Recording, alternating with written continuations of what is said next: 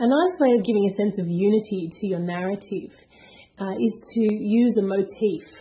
So a motif is an object or an image which recurs several times through the story, and it's a symbol for the character and the character's relationship with belonging in the case of this story here. So it's an idea that will come back maybe 3 times throughout the story. You'll introduce it in the orientation, it'll come back somewhere in the complication in the middle of the story, and then it'll be referred to again in the resolution. And each time that it comes back, the character will have a different relationship to it, or a different understanding of it. So it will show us how the character has also developed throughout the story.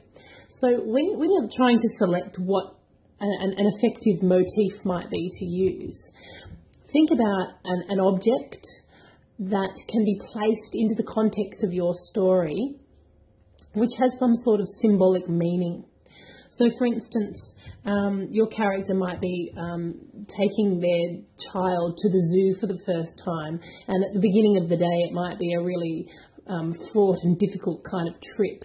And so the first animal that they stop at might be the monkeys, and it's, the animal is used as a reflection of the way that your character is feeling and the craziness of trying to get their child around the zoo for the next day.